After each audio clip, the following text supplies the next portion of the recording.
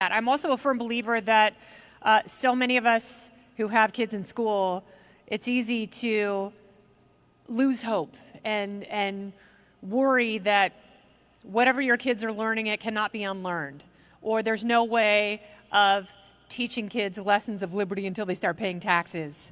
That is a falsehood. And our next speaker is the author of The Tuttle Twins. And if you know people with young kids or you have young kids, make sure this is part of their library. Connor Boyack is here to help you stop playing defense. And he's going to teach you how the freedom movement can win by reaching and teaching families. It can be done if you have good, entertaining material. Anything can happen in the most beautiful way. So let's welcome Connor Boyack. Yeah, Boyack! Don't let me go. Thank you, Kennedy. Hello, Freedom Fest. Excited to chat with you guys. I want to start with a little audience participation. So everyone who sat in the front row, I'm looking at you. You guys are like the eager beavers in school who want to get extra credit, right? All the cool kids are in the back, you know, kicking their legs up and whatnot. I know. I've done it too. All right, first question I want to ask. How many of you have read The Road to Serfdom by F.A. Hayek? Do we have anyone who's read that? Okay, we got some of that. All right. How about Economics in One Lesson by Henry Hazlitt? Okay, about the same number. Let's do The Creature from Jekyll Island by G. Edward Griffin. Okay, a little bit more. Okay, all right, let's use that one. So I want to do a little thought experiment. We're walking down the street, let's say here in Memphis.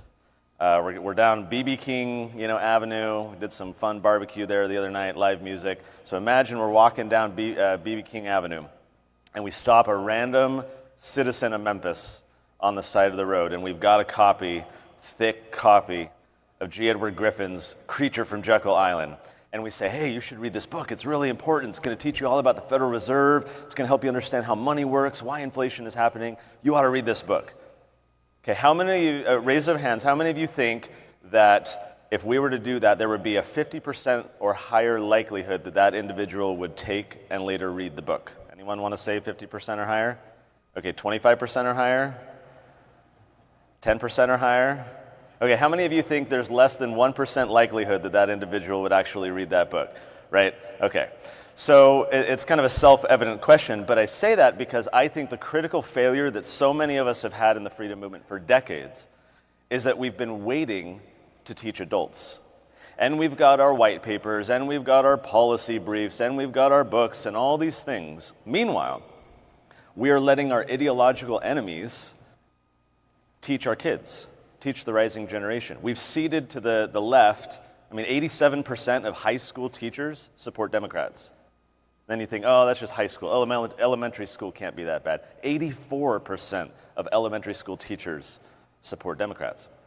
And so we've been allowing the ideological opposition to teach the rising generation. And then only later do we go to them as adults and say, oh, hey, but come learn about freedom.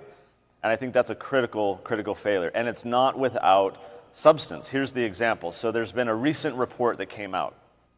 After an 18-month study, this group called the National Commission on Excellence in Education, and they spent 18 months going around the country, talking to teachers, talking to parents, talking to students, reviewing curriculum, textbooks, trying to understand how are we teaching kids in America? How's it going? How do we educate them?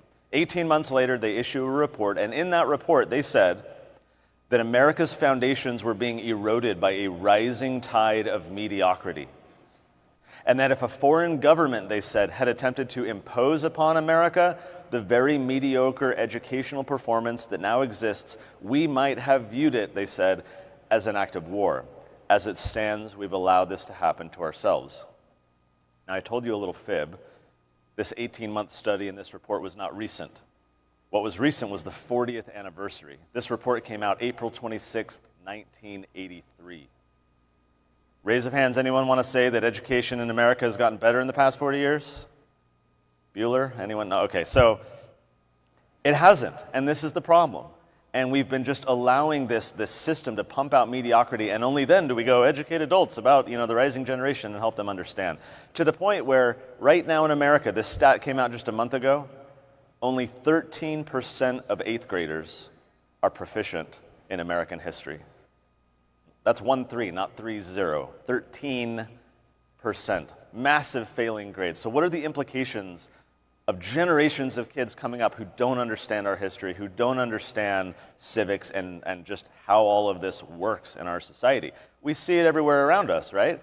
You're probably familiar with the quote, "Those who don't learn from the past are condemned to repeat it," right? The problem is none of us do anything about it. Kids today are not taught to learn from the past, they're simply taught about the past. We teach American history like walking kids through a museum, and it's like, oh look, they used to wear uniforms like this, and here's a musket, and here's hardtack that they had to eat, and here's an old shoe from Valley Forge, and great, who cares? Maybe I'll win some Jeopardy, round 30 years in the future, right? We're teaching kids about history, lots of stuff. When you open up these social studies textbooks, they're chock full of random factoids, names, dates, battles, everything else. None of them are teaching kids to learn from the ideas, the good ideas, the mistakes of the past, and apply those things to today. And so we continue to repeat the mistakes of the past. Now at Tuttle Twins, just last week, we came out with a new American history book.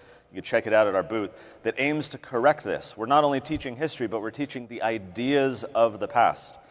We sold over 5 million of these books now. We're translated in a dozen languages. We have a cartoon as well. You can check it out if you want. You can even be a voice actor in our cartoon back at the booth. Because the point is, we have to reach and teach the masses. We have to start when they're younger, so that as they age older, they can be coming to events like this and be part of organizations like the ones out there. They can run for office. They can go be entrepreneurs and create a lot of positive impact in our society. But America is going to dwindle if we don't reach and teach the rising generation. I don't believe that we're going to save the country at the Capitol. I don't believe we're going to save the country in the courtroom. If our country is to be saved, I think it's at the dinner table. I think it's helping our kids understand critical thinking. I think it's helping them be skeptical of what they're hearing and understand truth, not speaking their truth, but learning the truth. Right? This stuff starts at the dinner table. And all of our think tanks, I run a think tank, Libertas Institute, so I'm critical of my own institution as well. All of these efforts are like Band-Aids on gangrenous wounds. If we don't solve for the fundamental issue, then few things that we're doing are going to succeed. It's like Henry David Thoreau said, for every 1,000 hacking at the branches of evil, there's one striking at the root. What is the root? What are the root causes that create all of these problems? And I think it's the education of the rising generation. I think it's for too long we've been ceding control of the minds and the affections and the loyalties of the rising generation to people who despise our values. And we have to correct for that. Of course, not everyone loves that we're doing this. We recently got attacked by CNN for creating the right-wing children's education complex by trying to teach kids these ideas. And what's fun is that we took that article and we turned it into an ad. We took a screenshot of CNN's article with this big headline saying that this is a right-wing children's education complex, and we shared it with our audience and our email list and social media. We ended up selling over 100,000 books as a direct result of CNN. So thank you. And if anyone has any contacts at MSNBC that they can send our way, please have them attack us as well, because it's been helpful. My plea at the end of the day is that we have to reach and teach the rising generation. And so many adults, parents and grandparents, have not known how to do that. Too many people have a superficial understanding of history, of current events, of politics, civics, and so they don't talk to their kids about it. They don't know how to frame it. They don't know how to understand it. Right? That's where the Tuttle Twins can help. So I encourage you to get a book. We're offering a free book back at our booth. You can come check out the cartoon. Help us reach and teach the rising generation so that we can fix the future of freedom in America. Thank you. Hold on to me. Well done, Connor. Don't let me go. Let us shake hands. Thank Cares you. what they see. Cares what they know. You're so lucky right now because Reason Day